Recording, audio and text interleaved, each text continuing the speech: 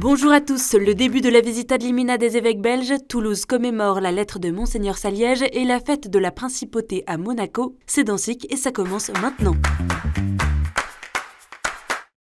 Ce lundi débute la visite ad limina des évêques belges à Rome qui a lieu jusqu'au 26 novembre. Un temps de pèlerinage sur les tombes de Saint-Pierre et Saint-Paul et de rencontres avec le pape et avec les différents dicastères au Vatican. La dernière visite ad limina des évêques belges avait eu lieu en 2010 sous le pontificat de Benoît XVI. Ce sera donc la première pour plusieurs évêques belges, comme le cardinal Joseph de Kessel, archevêque de Malines-Bruxelles, qui a présidé la messe ce lundi matin à l'autel de la tombe de l'apôtre Pierre, dans la crypte de la basilique Saint-Pierre de Rome. Als herder van zijn universele kerk. En ook aan ons vrienden wordt alleen maar die ene vraag gesteld. Heb je me lief? En het is alleen die liefde die ons tot herder maakt. En alleen die liefde die ons kan bevrijden van alle macht en eigenwaan. Om herder te zijn van een broederlijke en synodale kerk.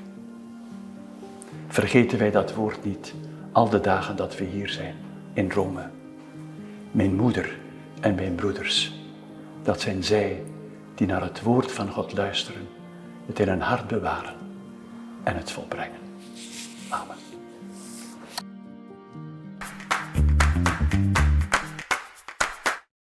Et c'était la fin de la visite ad limina pour les évêques allemands qui avait lieu du 14 au 18 novembre. Vendredi, une rencontre inédite a réuni le cardinal Parolin, secrétaire d'État du Saint-Siège, plusieurs dicastères et les 62 évêques pour réfléchir ensemble sur le chemin synodal en cours en Allemagne, convoqué en réponse au cas d'abus sexuels, précise un communiqué du Vatican. Monseigneur Georg Betzing, président de la conférence épiscopale allemande, a présenté les travaux du chemin synodal allemand qui ouvrent des questions comme le sacerdoce féminin, le célibat ou la morale sexuelle.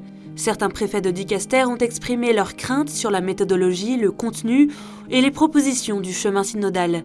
Une confrontation qui n'était pas formelle, mais nécessaire et constructive, et qui ne peut être ignorée, a indiqué le cardinal Parolin. Il a été convenu de continuer cette réflexion dans l'écoute mutuelle et le dialogue.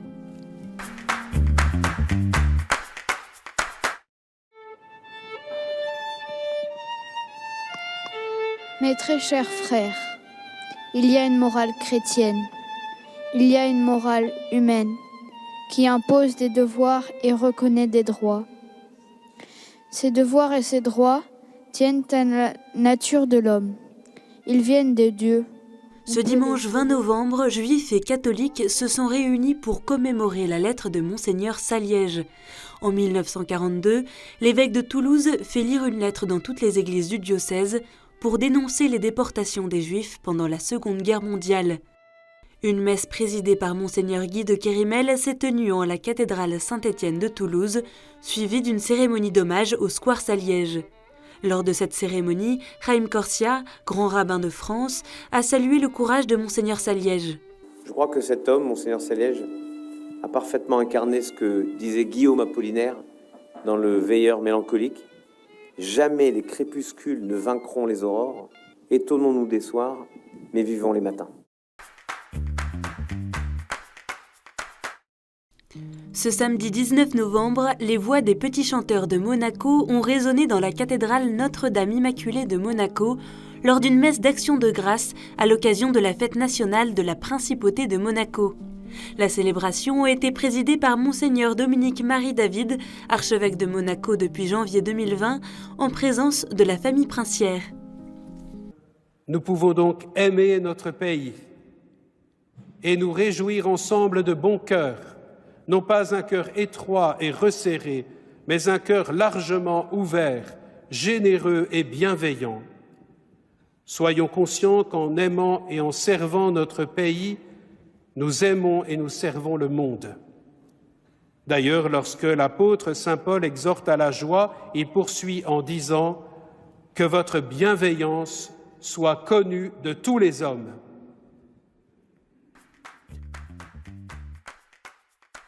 Une enquête préliminaire pour viol et agression sexuelle sur mineurs de plus de 15 ans a été ouverte par le parquet de Nanterre sur le frère Marie-Angèle Carré.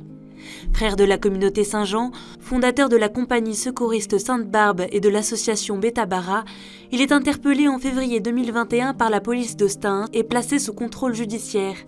Il est alors interdit de tout apostolat avec des mineurs par Monseigneur Collomb, évêque du diocèse de La Rochelle et Saintes, qui informe le supérieur général des frères de Saint-Jean et l'évêque aux armées. Un deuxième cas est rapporté en août 2021 à Monseigneur Collomb, qui fait de nouveaux signalements au procureur. Il dissout également l'association des apôtres de la vie à Saintes, créée par le frère Marie-Angèle Carré.